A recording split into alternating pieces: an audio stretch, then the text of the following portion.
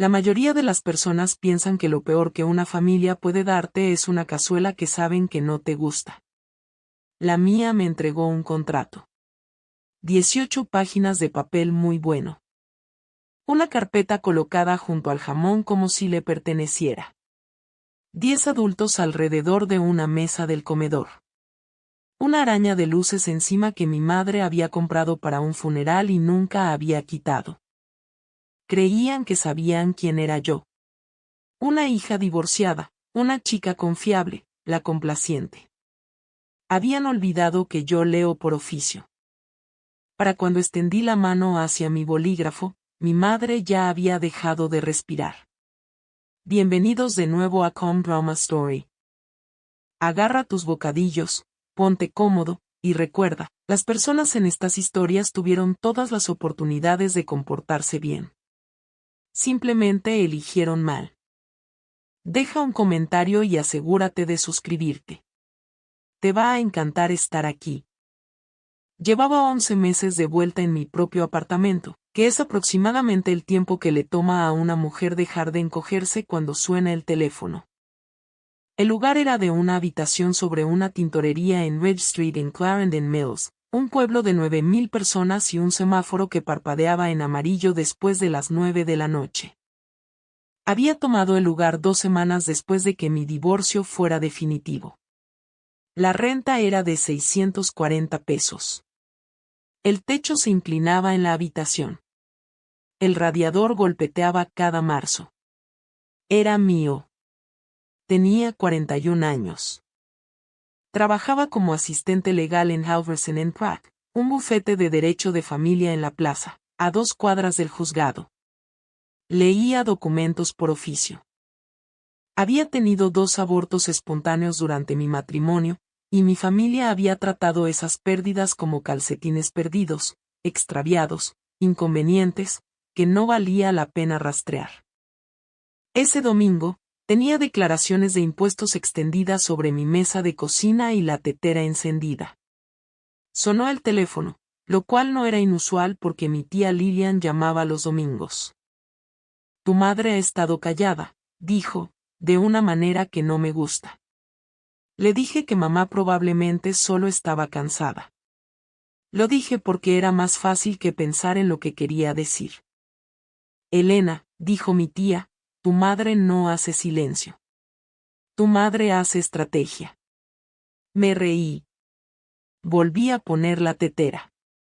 La tía Lilian había estado leyendo el tiempo durante 60 años. Podía oler una tormenta desde una línea telefónica. Hablamos de sus orquídeas. Hablamos del techo de los Mecho. Dijo antes de colgar. La Pascua es en 2 semanas. Dije que estaría ahí. Ella dijo, lo cual en nuestra familia no era un acuerdo. Era un recibo.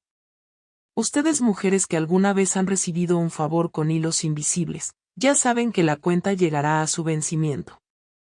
Las 6 semanas fueron las 6 semanas, 42 días, 4 tandas de ropa lavada, una botella de acondicionador compartida accidentalmente. Me había mudado al cuarto de huéspedes de Margaret un martes de abril del año anterior con 2 maletas y una transportadora de gato que no necesitaba porque el gato se había quedado con mi exmarido. Había pagado 900 pesos en comestibles durante esa estadía. Había limpiado su cocina 2 veces porque limpiar una cocina es como me disculpo por existir en ella.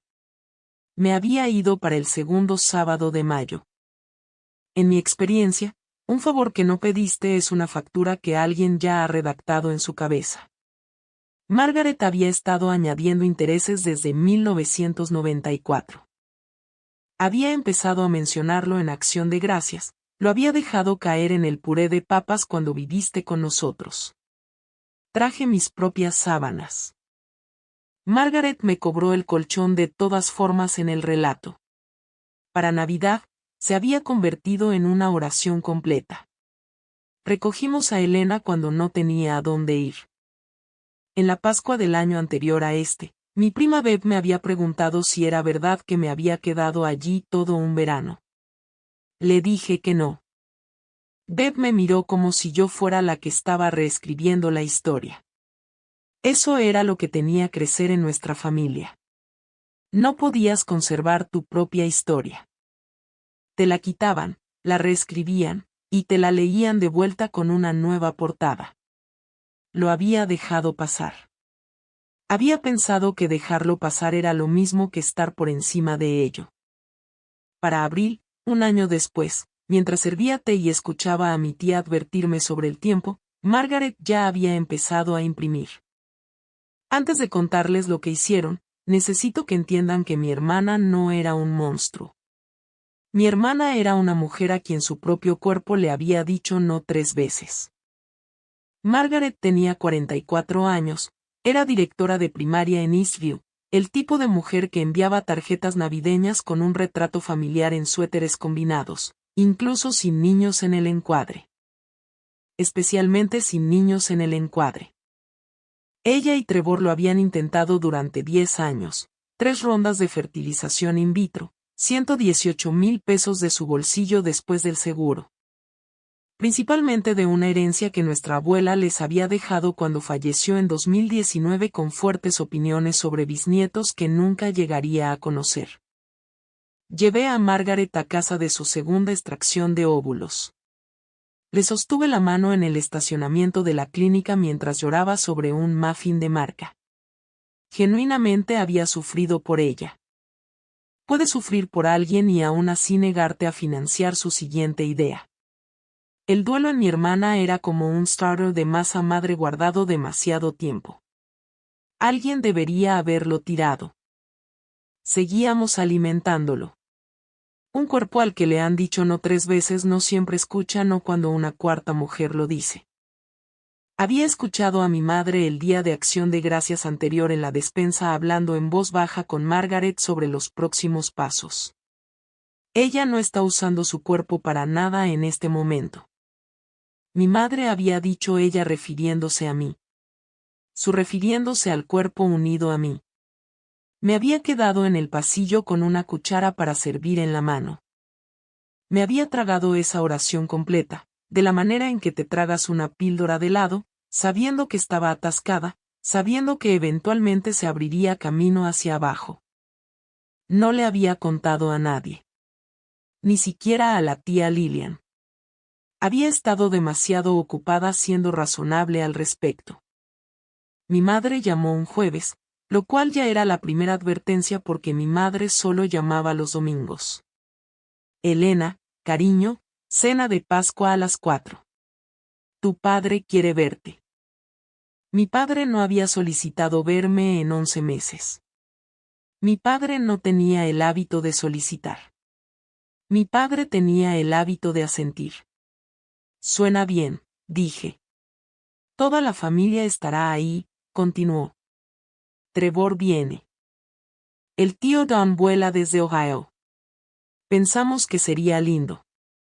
Solo una velada agradable. Nada estresante. Escribí la palabra estresante en mi blog de notas del supermercado. La subrayé. El tío Don viene, dije.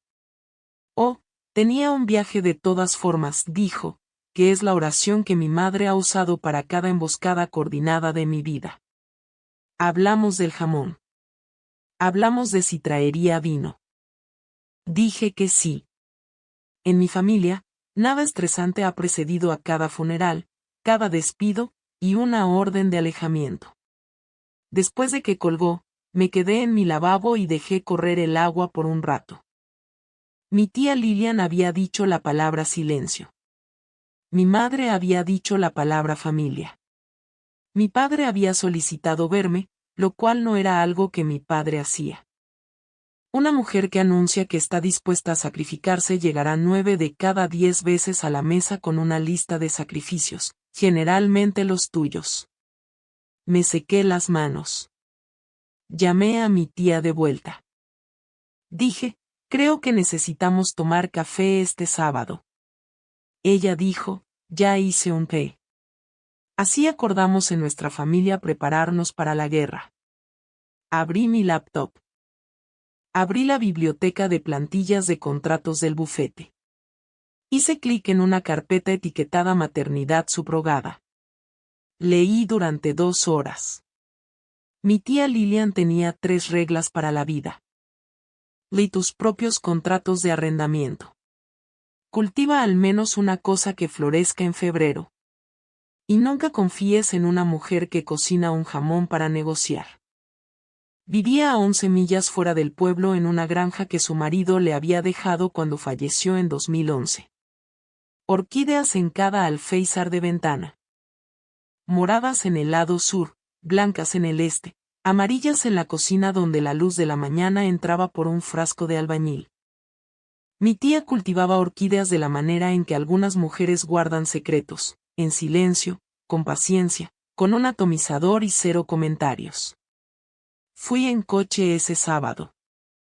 Tenía un té de cereza en la mesa y el café ya servido. Tu madre me llamó el martes, dijo, me preguntó si creía que alguna vez habías considerado tener otro bebé. Dejé mi tenedor. Le dije que pensaba que habías dejado de tener esa conversación con esta familia hace mucho tiempo. Continuó. Dijo, bueno, Lilian, los tiempos cambian. Mi tía me miró con sus ojos pálidos y pacientes. Los tiempos no cambian, Elena. La gente simplemente se vuelve más audaz. Me contó entonces una historia que nunca había escuchado sobre tener 19 años, sobre un embarazo que le habían dicho que manejara.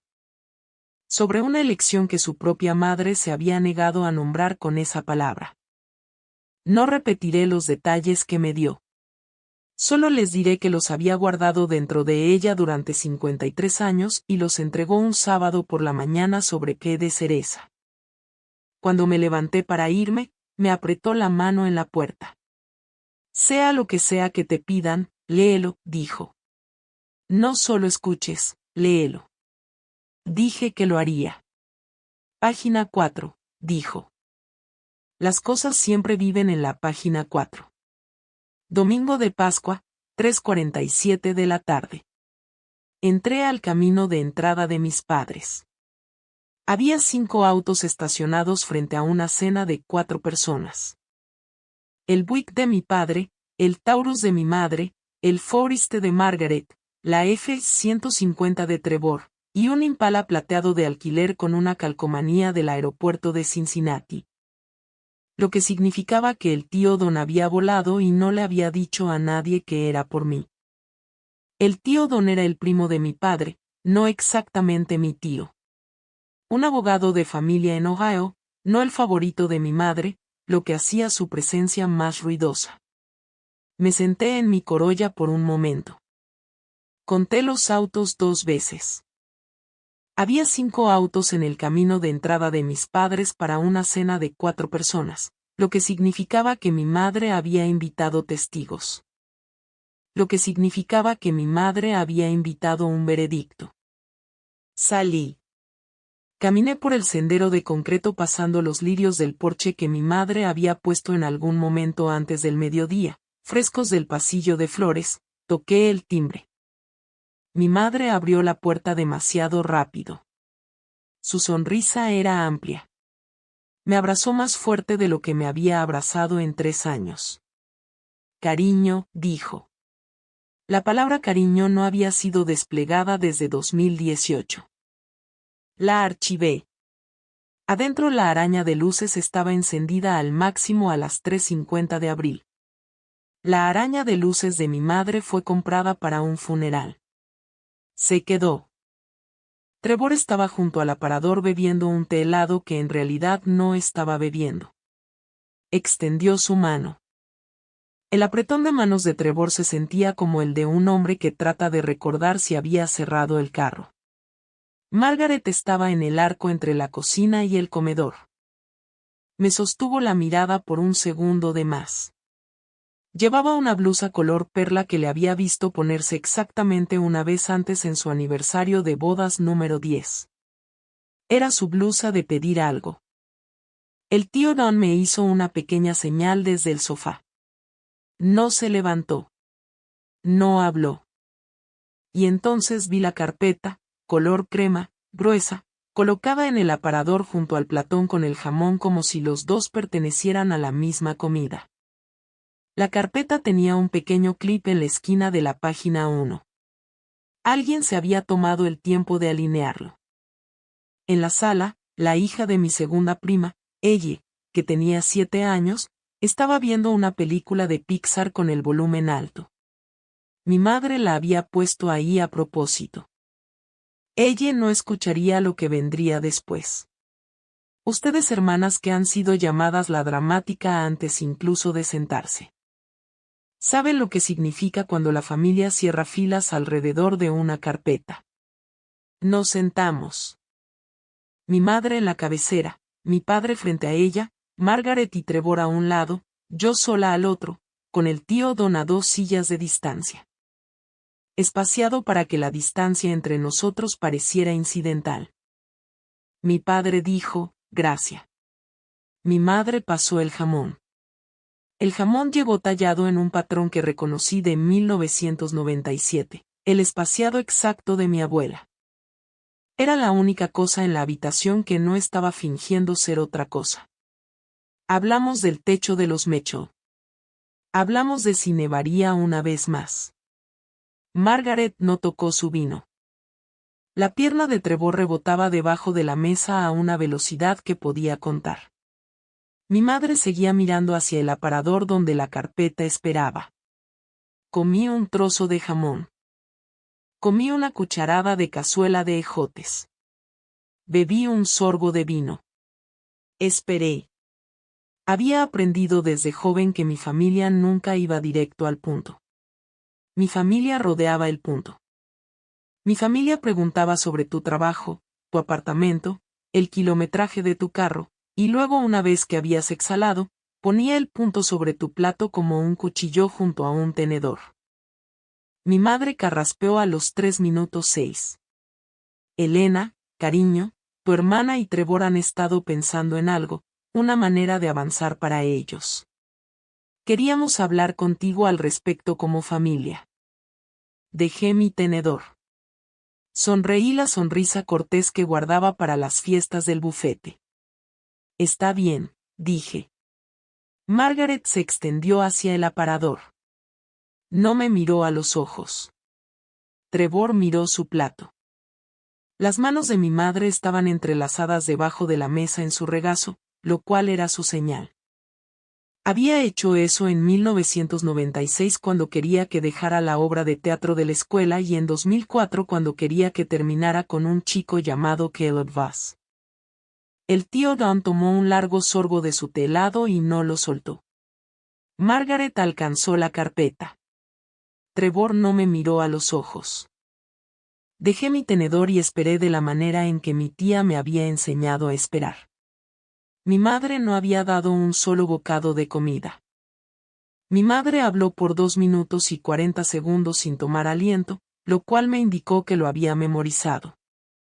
Elena, somos una familia. Siempre hemos sido una familia. Creemos que la familia cuida a la familia. Y ahora mismo, tu hermana está en una temporada de dolor. Hizo una pausa exactamente donde habría habido un salto de párrafo. Margaret y Trevor han estado intentando tener un bebé durante 10 años. 3 rondas. 3. Elena, tú lo sabes, estuviste ahí y tu hermana ha sido tan valiente. Asentí una vez, pequeño, cortés. Hay una opción, continuó mi madre. Una opción hermosa. Maternidad subrogada altruista, un regalo de amor entre hermanas. La medicina moderna la ha hecho básicamente segura. Y tú, cariño, estás en una temporada de transición tú misma. Podría ser un tiempo de significado, un tiempo de familia. No parpadeé. El turno de Margaret. Tenía una lágrima lista del ojo izquierdo, de la manera en que había practicado. Se extendió sobre la mesa y tomó mi mano. Elena, dijo, tú eres la única que puede hacer esto. Margaret había estado practicando su sufrimiento frente al espejo del pasillo desde 1989. Para Pascua, Lo había reducido a una sola lágrima del ojo izquierdo. Trevor asintió. No dijo nada. Mi padre asintió. No dijo nada. El tío Don revolvió su té helado. El hielo se había derretido. Conté las veces que mi madre había usado la palabra familia. 7. Dejé que la mano de Margaret permaneciera sobre la mía. No la apreté de vuelta. Tú eres la única que puede hacer esto, dijo de nuevo, lo cual en mi familia siempre ha significado eres la única que aún no hemos gastado. Necesito un momento para entender lo que me están pidiendo, dije. La cara de mi madre cambió. La voz suave desapareció. Su mandíbula se tensó de la manera en que se había tensado frente a una mesa de cocina en 1993 cuando le dije que no quería clases de piano. Elena, tu hermana te recogió cuando no tenías a dónde ir. Me lo debes. La palabra debes. Mi madre dijo las palabras me lo debes con la cadencia exacta que había usado en 1996 cuando tomé sus tijeras de costura y olvidé devolverlas. Miré a mi padre. Mi padre asintió. Miré a Trevor. Trevor miró su plato. Margaret hizo un pequeño ruido. No exactamente un sollozo, una corrección. Es un regalo, Elena, dijo. No un pago. Pero sí esperamos que veas lo que esta familia ha hecho por ti después de todo. Después de todo, el divorcio, la mudanza, el hecho de que yo no había pedido nada y me habían dado un cuarto de huéspedes durante 42 días y me había pagado mi propio camino a través de ello. No alcé la voz. No alcé nada. Mi cara no cambió. Había visto a mi tía Lillian dirigir su granja durante 13 años después de que su marido murió. Y había aprendido de ella que la calma no era la ausencia de sentimiento. La calma era la presencia de elección. Doblé mi servilleta. La puse junto a mi plato. La alicé una vez con 2 dedos. Pedí ver lo que habían preparado. La mano de mi hermana fue hacia la carpeta antes de que yo terminara la oración. La trajo a través de la mesa como si me estuviera sirviendo un plato. Y entendí en ese momento que ella también había ensayado ese movimiento múltiples veces en esta misma habitación con mi madre mirando.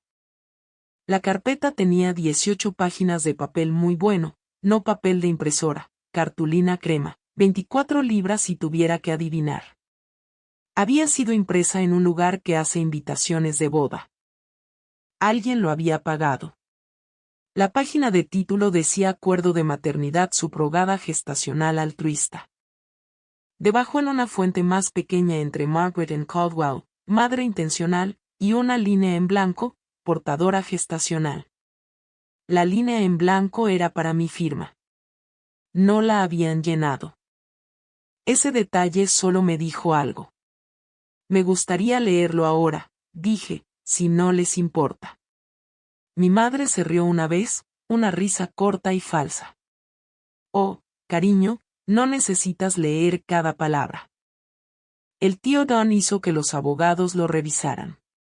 Todo es estándar. Miré al tío Don. El tío Don no me miró. Soy asistente legal, mamá, dije. Siempre puedes distinguir un contrato escrito para intimidar. Los márgenes se hacen más delgados alrededor de las cláusulas que importan. Sé lo que eres, Elena, dijo. Y su voz tenía un pequeño filo, como el borde de una lata. Solo digo que no necesitamos convertir una cena familiar en una sala de tribunal. Trevor muy en voz baja. Déjala leerlo. No miró a mi hermana cuando lo dijo. La cabeza de mi hermana se giró hacia él una pequeña pulgada y se detuvo.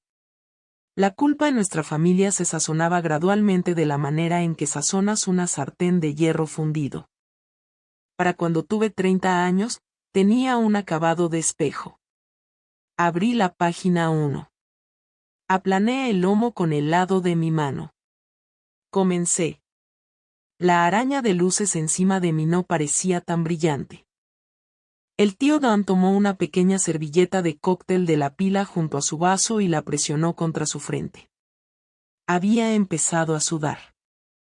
La página 1 era una catedral, arquitectura de amabilidad, techos abovedados de regalo y familia y amor. Leí en voz alta. Leí al ritmo al que leo en el trabajo, que es una oración por respiración.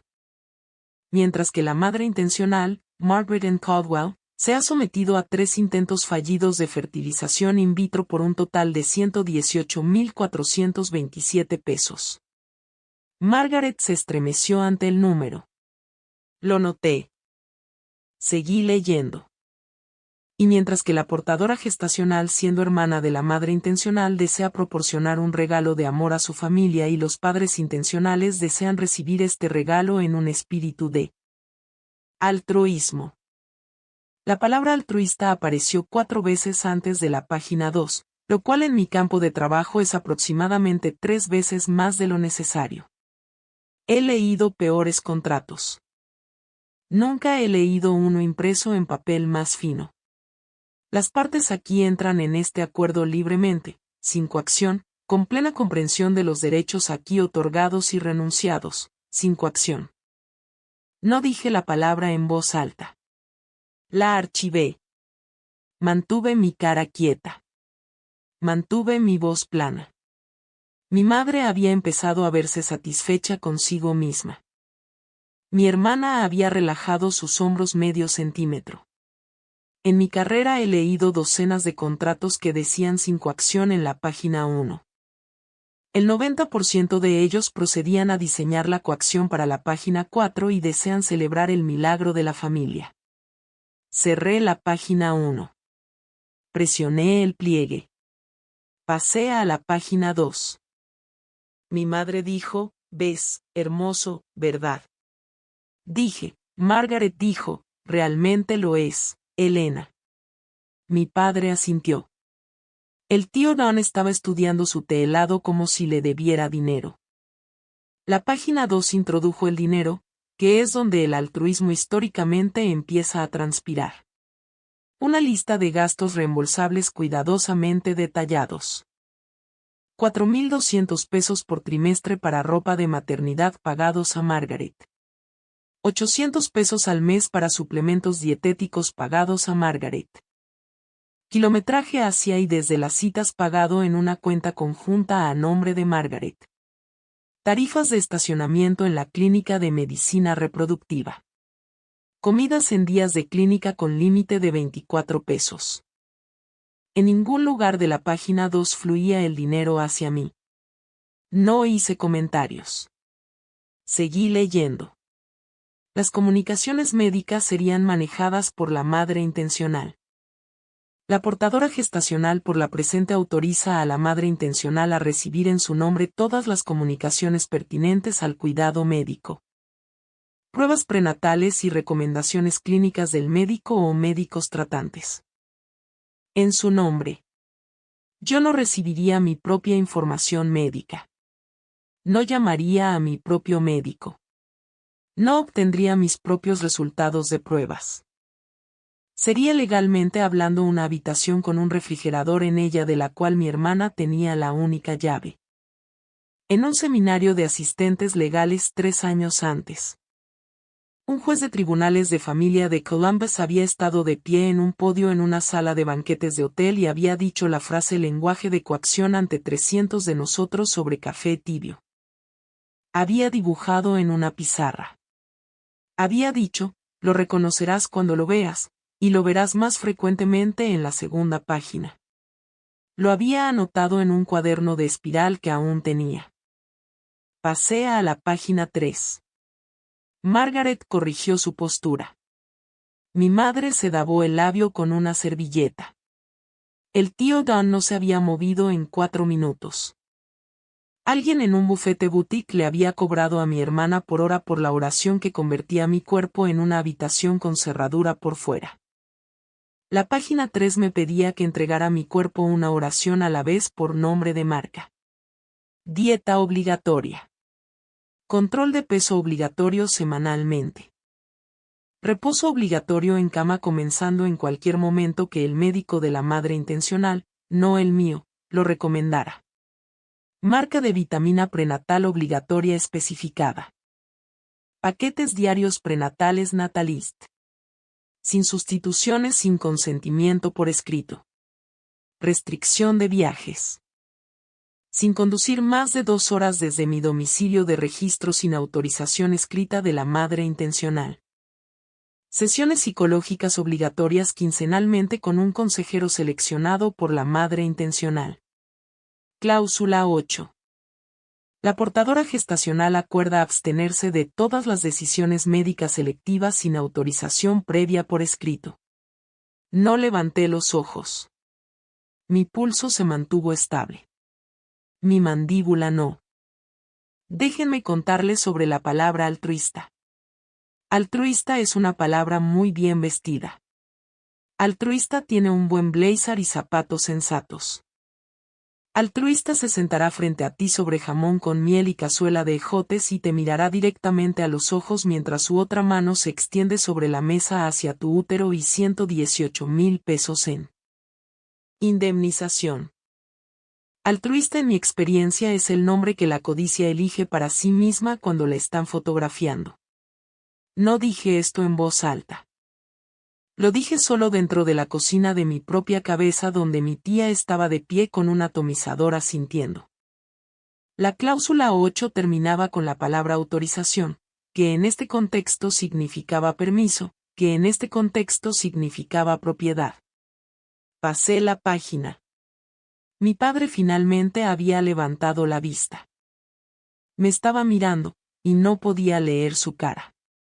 Solo podía leer que sabía que esta era la página antes de la última. Podía leer que había contado. Fue entonces cuando entendí que mi padre había leído este contrato antes de Pascua, y no me lo había dicho. El comedor había quedado en ese tipo de silencio donde escuchas el refrigerador y el refrigerador de mis padres era ruidoso. No había hablado en 4 minutos. Todos me habían estado mirando. Margaret lo intentó primero. Es muy estándar, Elena, dije tranquilamente. No lo es. Mi madre volvió a buscar la voz suave. Cariño, podemos hablar de cualquier cosa. Nada está grabado en piedra. Solo te estamos mostrando lo que tenemos hasta ahora. No levanté la vista. H. El tío Dan aclaró su garganta. Todo es negociable, por supuesto. Lo dijo de la manera en que un hombre dice negociable cuando ya le han pagado por adelantado. Pasé una hoja. Estaba ahora en la última línea de la página 3. Trevor le dijo en voz baja a Margaret. Maggie. Ella no respondió. No puedes demandar a una asistente legal por leer.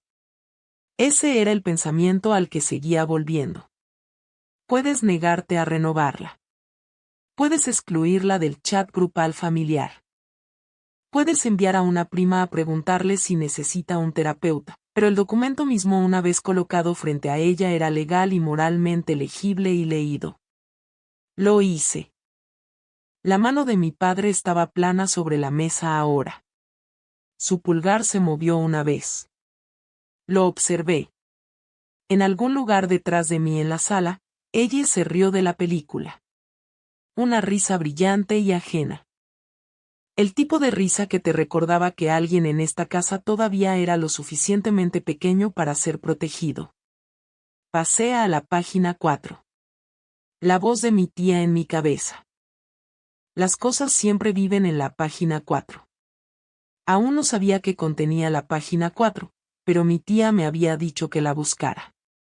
Y mi tía tenía un historial de 60 años en el tiempo. Respiré. Presioné el pliegue plano. Leí. Voy a hacer una pausa aquí por solo un momento porque si llegaste hasta aquí, tú y yo sabemos qué tipo de velada se estaba convirtiendo esto. Si esta historia está tocando algo tierno, si alguna vez has pasado por un divorcio en un cuarto de huéspedes, Si sabes cómo 6 semanas se convierten en 40 años en el libro contable de alguien más. Si alguna vez te han dicho que le debías a un familiar tu cuerpo, tu dinero, o tu silencio, por favor deja un comentario abajo con la palabra porche y lo sabré. Y si aún no lo has hecho, adelante y suscríbete a Com Drama Story. Te guardo una silla en este porche cada noche.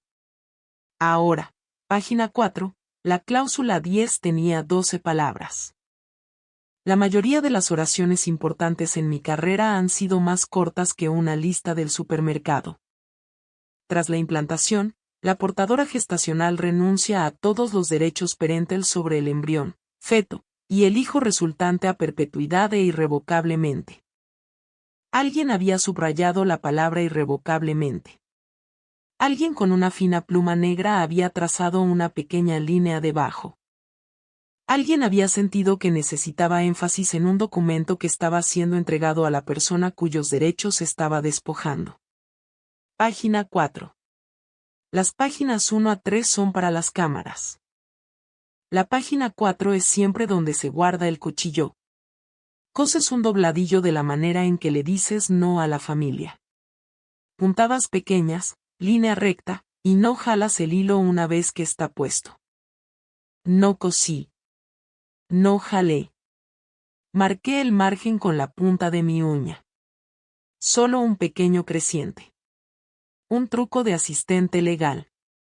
No visible a menos que supieras dónde buscar. No levanté la vista. No reaccioné. A través de la mesa. Las manos de Margaret habían vuelto a su regazo. Su boca era una pequeña línea recta. Los ojos de mi madre estaban sobre mí como faros sobre un venado. La mayoría de los estados no permiten una renuncia preimplantación de derechos parentales sin un asesor independiente de los padres intencionales. Este contrato por diseño no ofrecía ninguno. Mi firma debía hacerse en una mesa de comedor en el comedor de mi madre frente a mi hermana y su esposo con un abogado familiar de Ohio mirando cómo se derretía su propio hielo.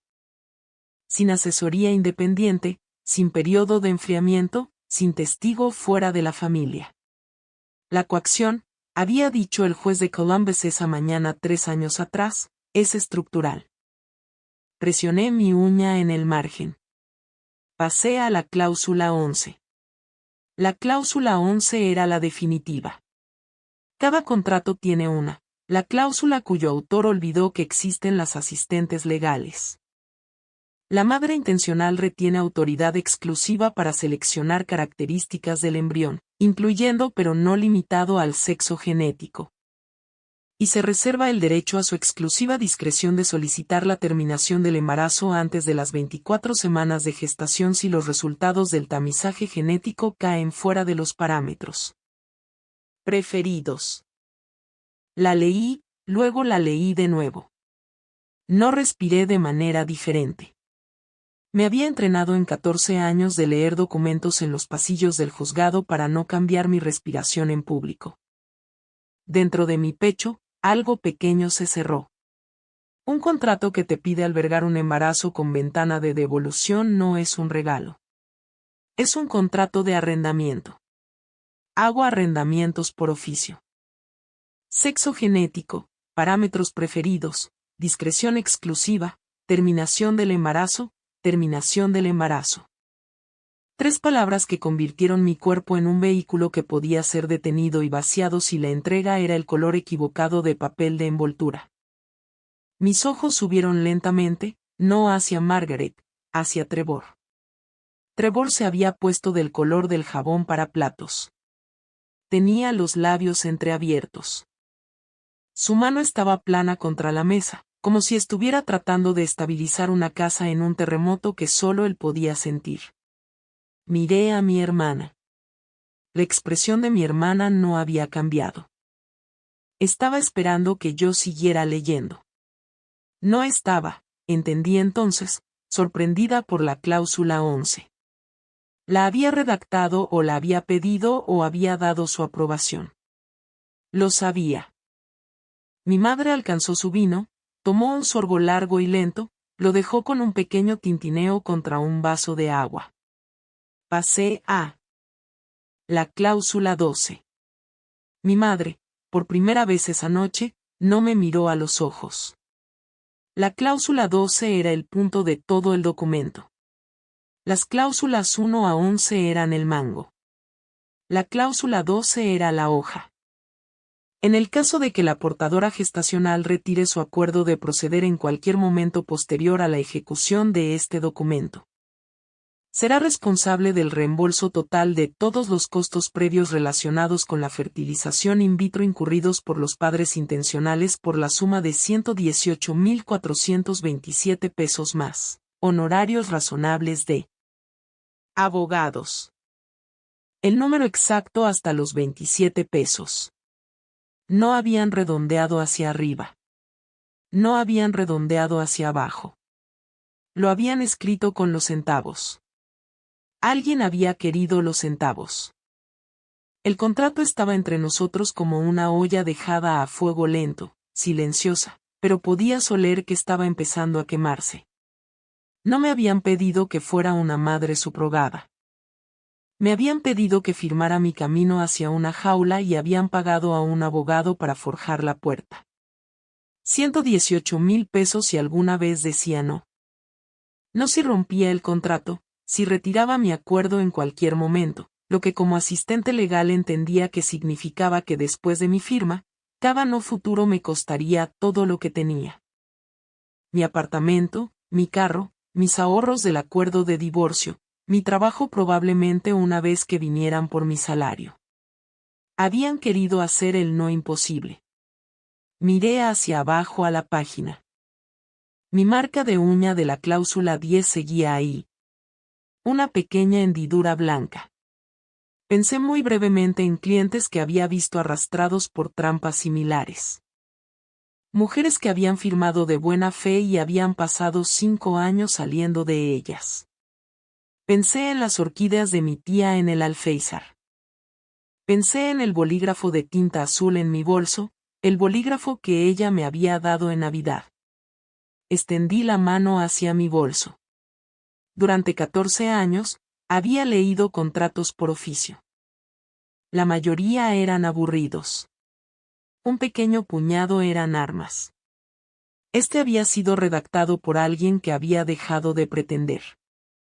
La página 4 es donde el amor deja de ser amor y se convierte en garantía colateral. Entendí sin emoción exactamente lo que tenía en mis manos. Indemnización más renuncia irrevocable más cláusula de selección más penalidad económica igual a arquitectura clásica de coacción.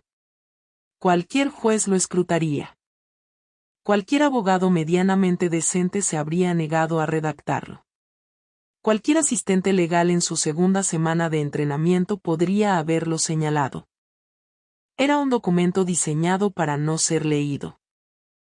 Era un documento diseñado para ser firmado en una noche emotiva frente a una familia, después de un discurso, después de un jamón, después de una palabra como debes.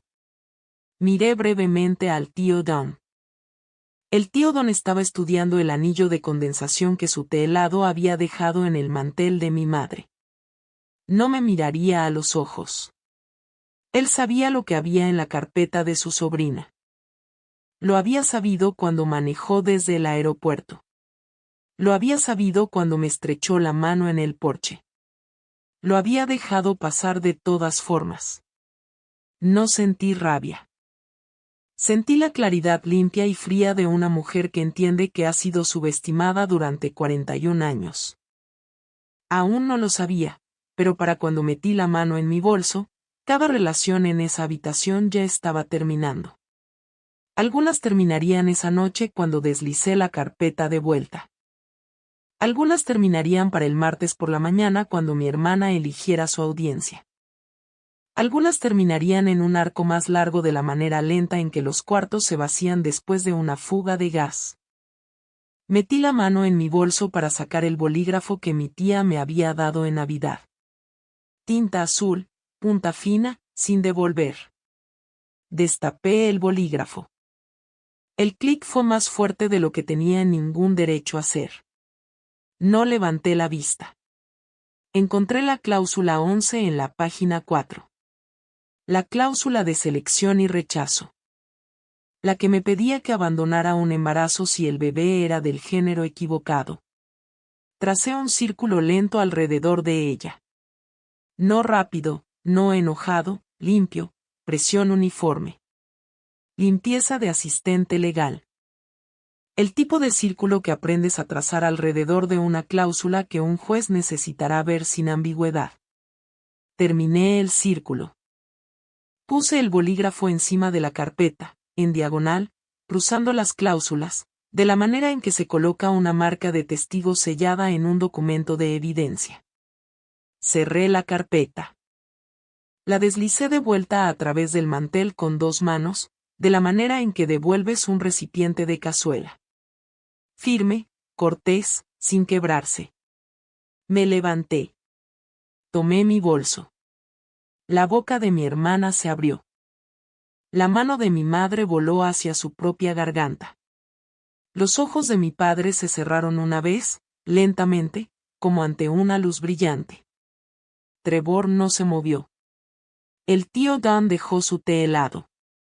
No alcé la voz. Dije, exactamente. No voy a firmar esto. No voy a hablar de esto. Y me gustaría que todos entendiéramos que escuché lo que cada uno de ustedes dijo esta noche. No lo olvidaré. Caminé alrededor de la mesa. Besé a mi padre en la frente porque mi tía Lillian me había dicho una vez en un granero frío en noviembre que la dignidad es la única cosa que no puedes recuperar una vez que la gastas y que no debes perder la oportunidad de bendecir a un hombre que ha sentido para meterse en cuartos cada vez más pequeños. Mi padre no levantó la vista. Mi madre hizo un pequeño sonido entrecortado. Elena. Caminé hacia la puerta principal. En la sala, ella seguía viendo su película. Una jirafa estaba en la televisión. Ella no giró la cabeza. Ella no vio. Abrí la puerta. La cerré detrás de mí con una mano. No la azoté. Detrás de mí, mientras caminaba hacia mi carro, mi hermana hizo el primer sonido honesto que había hecho en toda la noche. No era un llanto. Era un ruido. Un pequeño ruido animal y bajo. Lo escuché a través de la puerta principal. No me di vuelta. Mi hermana me pidió que le diera un hijo. Le di mi silencio en cambio, y mi silencio resultó ser más fuerte. Manejé a casa exactamente al límite de velocidad, lo cual en mi familia es lo que hace la gente cuando está furiosa. La araña de luces se desvaneció en mi espejo retrovisor. El cielo de Pascua era un gris plano de inicio de primavera. Tomé la ruta 29 porque era más larga y necesitaba el camino largo. Mis manos en el volante estaban firmes. Mi cara en el espejo retrovisor estaba tranquila. Lo revisé 2 veces. No parecía una mujer que acababa de salir de una intervención planeada. Parecía una mujer camino a casa después de una cena de jamón. Mi teléfono en el asiento del pasajero comenzó a vibrar. Mensaje de voz de Margaret, 37 segundos. Mensaje de voz de mi madre, 52 segundos. Texto de mi padre. Por favor regresa. Tu madre está alterada. Texto de mi madre. Necesitamos hablar de esto como adultos. El tío Dan. Silencio. No llamaría. Estaba calculando. Hay un momento en cada negociación donde la máscara se corre a /4 de camino y Margaret se corrió exactamente a las 7:43 de la noche de Pascua entre el jamón y el pastel de limón. No la había sorprendido la cláusula 11. No la había sorprendido la cláusula 12. Solo la había sorprendido yo. Puse el teléfono boca abajo en el asiento del pasajero. Encendí la radio. Moví el dial hasta que encontré una voz baja y constante. Era Patsy Cline en una estación de AM de Detroit cantando Crazy. Dejé que Patsy Cline me explicara el resto de la noche. Su voz era la única de la que estaba dispuesta a tomar una llamada. Pasé el letrero del pueblo de Clarendon Mills. Aún no fui a casa. Giré a la izquierda en el amarillo parpadeante. El camino de entrada de mi tía estaba a 10 minutos más adelante. Mi tía abrió la puerta, me miró una vez, y puso la tetera sin decir una palabra. Eran las 9:04. Las orquídeas en el alféizar captaron la luz del porche. La cocina olía a té de cereza de la mañana, recalentado. Me senté en su mesa de cocina. Puse mi bolso. Le conté. Le conté sobre la carpeta, sobre las 18 páginas de cartulina, sobre la línea sobre familia que mi madre había memorizado, sobre el tío Don y su hielo derritiéndose. Sobre el jamón y su tallado y las vitaminas de marca de la página 3. Le conté sobre la cláusula 11. Le conté sobre la cláusula 12. Le conté que había trazado un círculo. Mi tía escuchó sin interrumpir. Sus manos estaban entrelazadas sobre la mesa. Su anillo de bodas, que nunca se había quitado, captó el foco del techo. Cuando terminé, dijo, «Hiciste bien». Sí. Sí. Sirvió 2 tazas de té. Pero aún no ha terminado, cariño. Levanté la vista. Tu hermana imprimió ese contrato en 18 páginas de cartulina, dijo mi tía. Necesitará que haya sido culpa de alguien más. Necesitará una historia. Observa lo que hace para el miércoles. ¿Qué hará? Oh, dijo mi tía, y la comisura de su boca se movió. Se hará pública. Es hija de su madre. Y para aquellas de ustedes criando hijas que saben leer, enséñenles a leer la página 4 primero. Me quedé mirando mi taza de té. Lo fotocopié, dije después de un largo momento. El contrato antes del fin de semana. Hice una copia en la oficina el viernes. Tenía un mal presentimiento. Mi tía sonrió lenta y pequeña. Elena, dijo, siempre has sido tu propia tía. Un movimiento más estaba por venir. Mi tía había dicho para el miércoles. Había sido generosa. Llegó para el martes por la mañana. Mi hermana esperó 37 horas, lo cual para mi hermana es disciplina. Martes por la mañana, 7:04. Mi teléfono vibró en la mesita de noche. Dileya, mi amiga asistente legal de la oficina, una captura de pantalla. ¿Es esto sobre ti? Me senté. Lo leí. Margaret había publicado un largo párrafo performativo en Facebook. No me había nombrado. Me había descrito como un familiar cercano, alguien a quien amaba, alguien en quien confiaba, alguien que, después de años de ser apoyada por nuestra familia, había elegido en lo que Margaret llamó un momento profundamente doloroso, su propia comodidad sobre el sueño de nuestra familia. Margaret escribió sobre 10 años de intentarlo, sobre su cuerpo, sobre su fe, sobre el perdón, que dijo que estaba entre comillas trabajando activamente hacia él. 31 comentarios ya. 3 primas le habían dado me gusta. Una mujer llamada Kelsey Maron del club de lectura de Margaret había escrito, lo siento mucho por lo que estás pasando.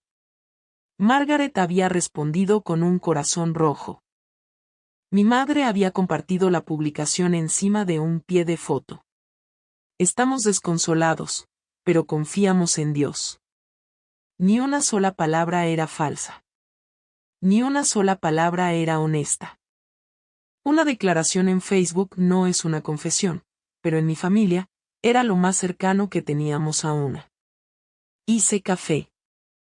Leí la publicación 3 veces. Leí los comentarios 2 veces. Tomé un largo aliento. Le envié un mensaje de texto a Dileya. ¿Puedes venir esta noche? Necesito ayuda redactando un contrato de 18 páginas. Respondió en menos de 20 segundos. ¿Quieres que vaya con tierra quemada? Dije, no, quiero que me ayudes a ir como asistente legal.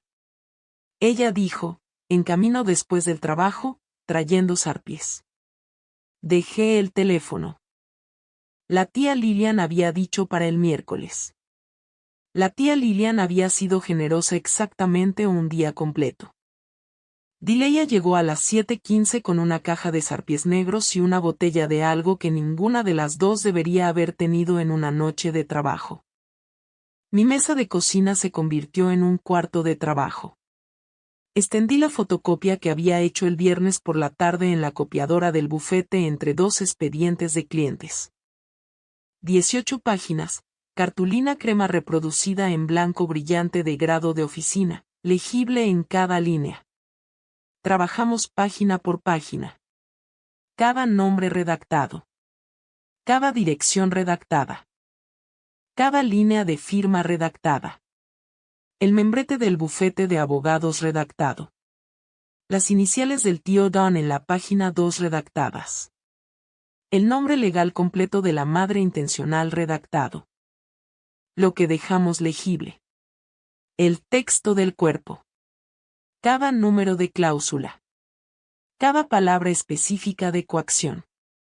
La frase maternidad subrogada gestacional altruista. La palabra irrevocablemente. La frase discreción exclusiva, la frase terminación del embarazo, la frase 118.427 pesos más honorarios razonables de abogados. El lenguaje solo contaba la historia. El lenguaje era la acusación. A las 10:40, comencé a redactar una declaración. Me di 180 palabras. No mencioné a mi hermana.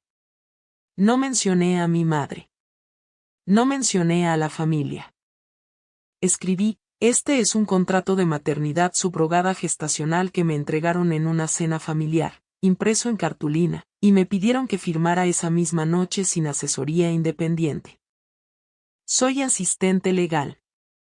Reconozco el lenguaje de la página 4 como coercitivo. Estoy compartiendo este contrato completamente redactado de cualquier información identificable porque creo que otras mujeres en mi comunidad necesitan saber qué lenguaje vigilar. Por favor lean la página 4. Dileya lo leyó una vez, 2 veces.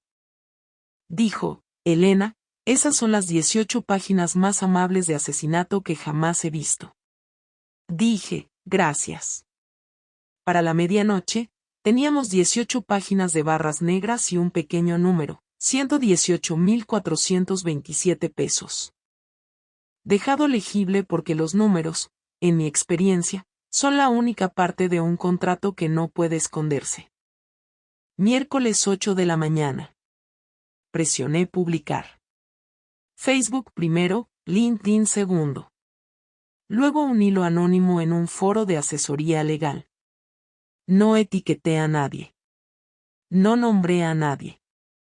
Adjunté el PDF redactado y mis 180 palabras. Me hice una segunda taza de café. Fui al trabajo. Ustedes madres que alguna vez han querido tanto un hijo que olvidaron que el hijo era una persona. Pausa ahí. Por favor, pausa justo ahí. Para las 10, la publicación de Facebook tenía 400 compartidos. Para las 2 de esa tarde, tenía 3.000. Para el jueves por la mañana, un reportero local del Clarendon Mills Gazette me había enviado un correo electrónico. Un abogado de derechos reproductivos de Indianápolis había compartido la publicación con el pie de foto. Esto es una clase magistral de por qué importa la asesoría independiente. Un podcast de derecho de familia de Minneapolis me había enviado un mensaje a través de LinkedIn. No respondí a ninguno de ellos. Le envié todo a Dileya. Dileya dijo, yo me encargo de los medios. Tú ocúpate de tu té. En Clarendon Mills, los comentarios cambiaron rápidamente. Una mujer llamada Brenda escribió, este es el contrato en la publicación de Facebook de Margaret Caldwell de ayer. Reconozco el número de 118.427 pesos. No sé qué decir. Otra escribió, Fui a la escuela con Margaret. Ella es directora. Esto no puede ser ella. Una tercera, es ella. Habló de la fertilización in vitro en la reunión de padres el año pasado. La publicación del martes de Margaret desapareció para el jueves por la tarde. El compartido de mi madre desapareció una hora después. El tío Don me bloqueó en Facebook, LinkedIn, y enfáticamente en Venmo. Mi tía Lillian llamó el jueves por la noche. Dijo solo, tendré un té de cereza listo el sábado. Para el jueves por la noche, mi hermana había eliminado 7 años de Facebook. Mi madre había eliminado 1. Mi teléfono no había dejado de vibrar durante 16 horas. No lo contesté. Puse la tetera. Jueves por la noche, 6:47. Un golpe en la puerta. Abrí la puerta. Trevor estaba en mi rellano con la ropa que usaba para vender equipo quirúrgico a hospitales. Pantalones grises, polo azul marino, cordón de la empresa todavía colgado alrededor del cuello. Trevor llegó con el uniforme que usaba para vender equipo quirúrgico a hospitales, lo cual era, pensé, más o menos el uniforme adecuado. No traía nada en las manos.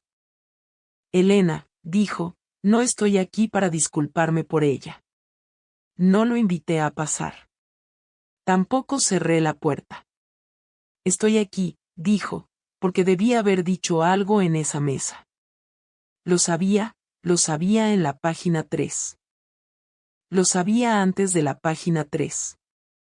No levantó la vista de sus zapatos.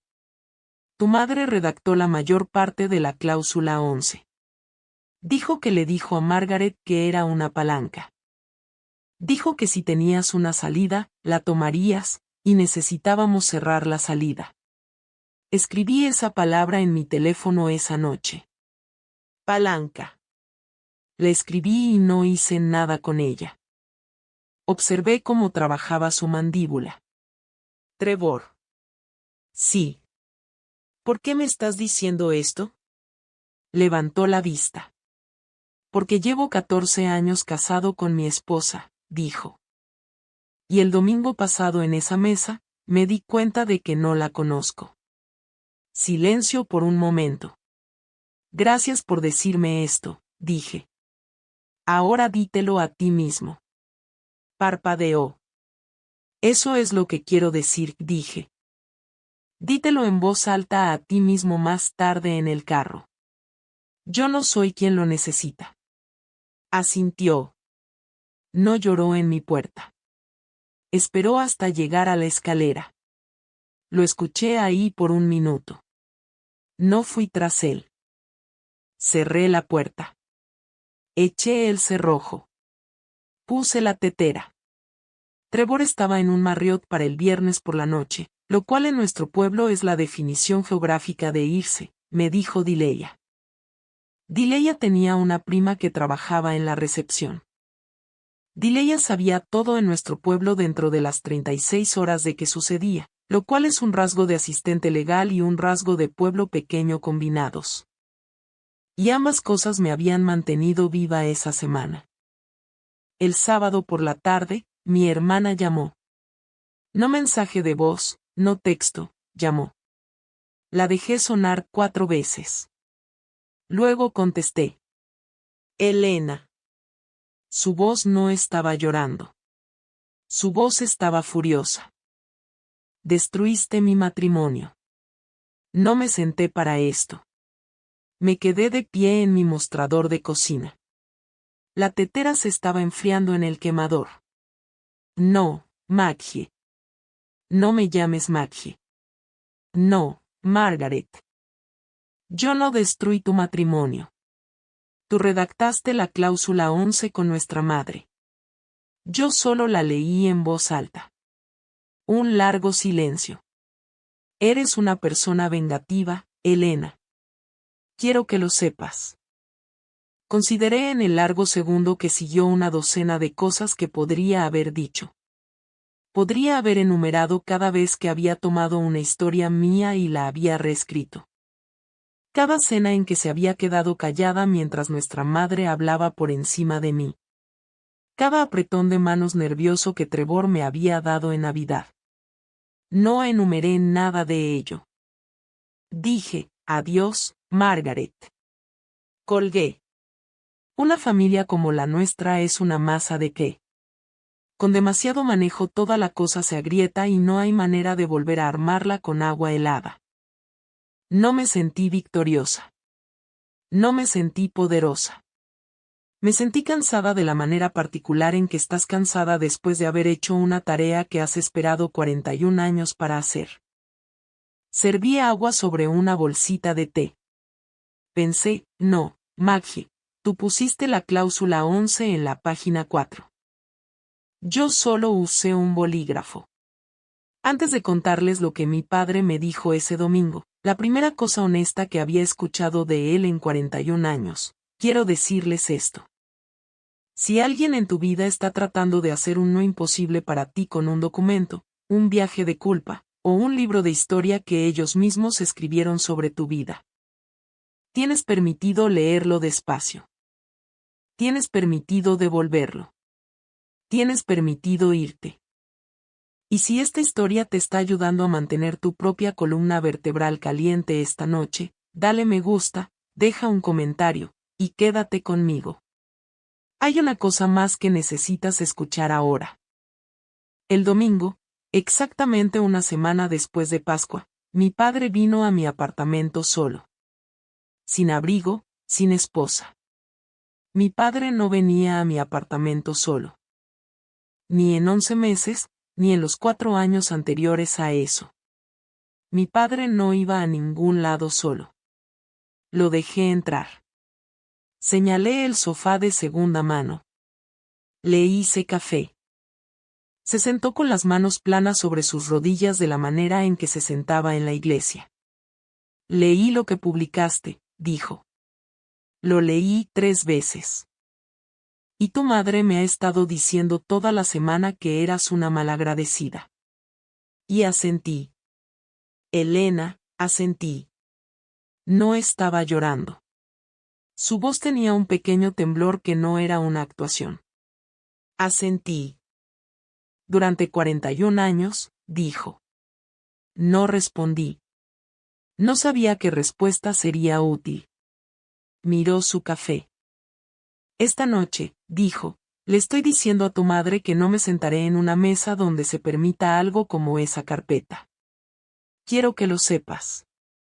Quería que lo supieras antes de decírselo a ella. Tomamos café en silencio durante 11 minutos. Conté. Fue la conversación más larga que jamás habíamos tenido. Llegó el verano. Mi apartamento se iluminaba hasta las 9. Me enseñé a hornear pan mal. Y luego después de un tiempo, menos mal.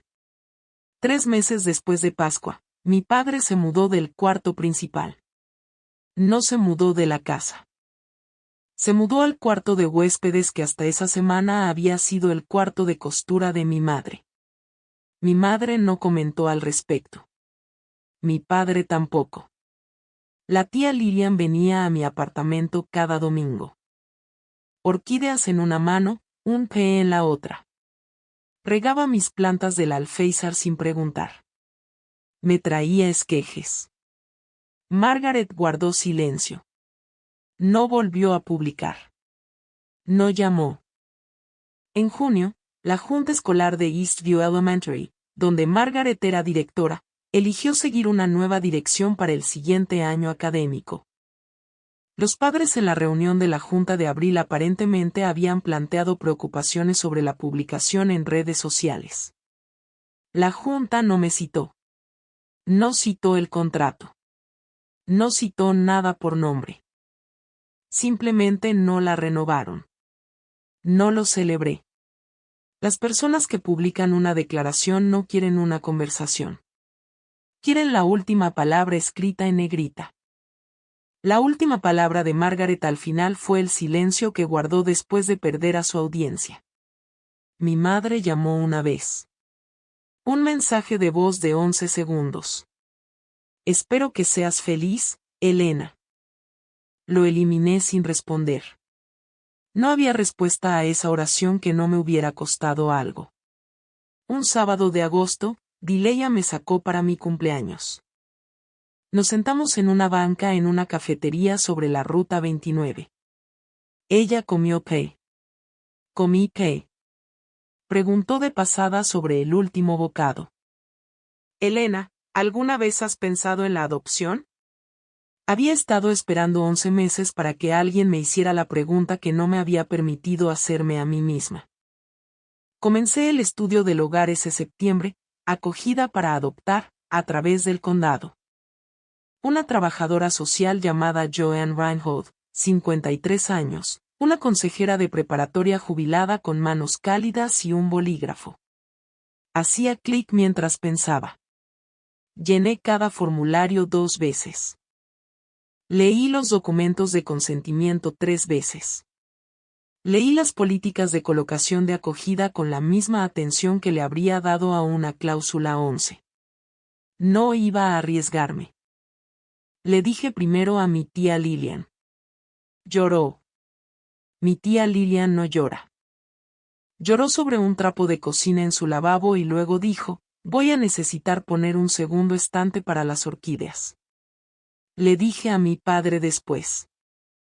Él dijo, estaré ahí para cada cita a la que me dejes venir.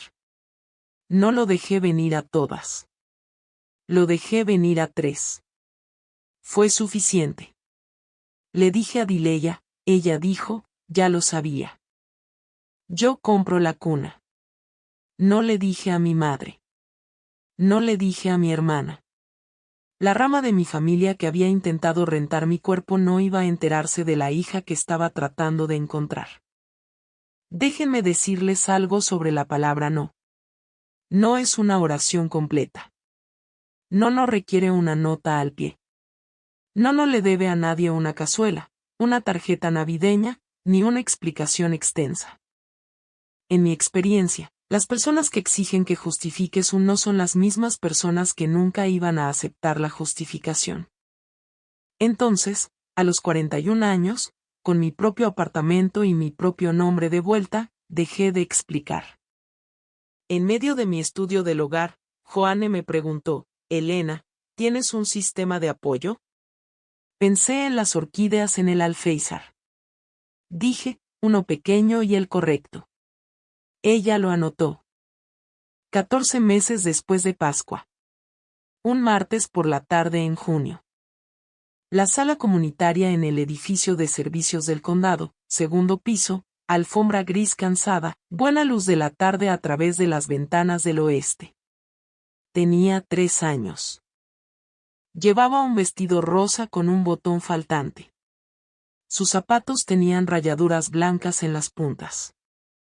Su cabello estaba en 2 trenzas desiguales hechas por una madre de acogida llamada Carol que había trenzado más cabello en su vida del que nadie que yo hubiera conocido jamás y que me enviaría un mensaje de texto más tarde ese año con la primera fotografía de mi hija que había tomado alguna vez.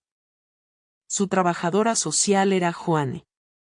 Llevaba un vestido rosa con un botón faltante y me miró de la manera en que un auditor mira una hoja de cálculo. Había traído una jirafa de peluche. La había tenido en el asiento del pasajero de mi Corolla durante una semana esperando esta tarde. La jirafa tenía un cuello flácido y un ojo ligeramente torcido. La había elegido en una tienda de segunda mano en Bloomington un sábado después de pasar una hora tocando cada animal de peluche en un estante y volviéndolo a poner. Me arrodillé, no demasiado cerca. Ella me estaba estudiando. Hola, dije. Soy Elena. Te traje una jirafa. ¿Te gustan las jirafas? Consideró la jirafa. Me consideró a mí. Consideró la pregunta. Dijo, es suave. Dije, lo sé. Esa fue nuestra primera conversación. Tomó la jirafa. La sostuvo por una oreja. No sonrió exactamente. Hizo una pequeña cosa con su boca que no era una sonrisa y también no era no una sonrisa. Joanne me miró. Los ojos de Joanne estaban húmedos. No dijo nada. Hizo clic con su bolígrafo una vez. Aún no sabía que para octubre me llamaría mamá. Aún no sabía que para Navidad no podría recordar cómo sonaba mi apartamento sin ella. Solo sabía, sentada en alfombra gris cansada con una niña de 3 años evaluando una jirafa de peluche, que algo para lo que no me había permitido tener esperanza estaba comenzando a suceder. De todas formas, enero, 21 meses después de Pascua, juzgado del condado, segundo piso, jueza Marble Hartwell presidiendo. Una mujer de alrededor de 65 años con cabello plateado recogido hacia atrás y lentes de lectura en una cadena alrededor del cuello. Había hecho 3 adopciones esa semana. La nuestra era la última de la tarde. Presentes en la pequeña sala del tribunal. Yo, Leona, 3 años y medio, en un vestido amarillo que nunca había sido usado antes y un par de zapatos brillantes que seguía mirando hacia abajo. Mi tía Lillian, ahora de 73 años, en un abrigo de lana del color de un huevo de petirrojo. Mi padre, Richard Barrett, que había manejado él solo. Dileya en la fila de atrás con una cámara. Joanne, Carol, la madre de acogida, que había pedido venir, ausente, notoriamente ausente. Mi madre, mi hermana, el tío Don. Ninguno había sido invitado. Ninguno había intentado venir. La jueza Hartwell habló con suavidad, de la manera en que hablan los jueces en las audiencias de adopción cuando lo han hecho suficientes veces como para saber que es un tipo sagrado de papeleo. Le preguntó a Leona, ¿estás lista para ser oficialmente Leona Barrett? Leona asintió muy seriamente. Sí. La jueza sonrió. Firmó. Dileya tomó una fotografía que todavía guardo en mi refrigerador. En el pasillo después, mi tía Lillian me entregó una pequeña maceta con una orquídea blanca, aún sin florecer, un capullo verde apretado apenas mostrándose. Ella necesitará una propia, dijo mi tía. Mi padre levantó a Leona. Era la primera vez que levantaba a una nieta en 8 años. Sus manos eran cuidadosas en su espalda. Le dijo, hola, nieta. Ella puso su mejilla en su hombro. Le dije en voz baja a mi tía. Hice lo contrario de lo que me pidieron. Me convertí en madre sin ellos. Mi tía me apretó la mano. No, cariño, dijo. Te convertiste en madre por lo que te negaste a hacer. Esas no son la misma cosa. No respondí. Sostuve la orquídea. Vi a mi padre mecer suavemente a mi hija en la luz del pasillo. Había sido el potencial vehículo de alguien en Pascua. En enero era la madre de alguien.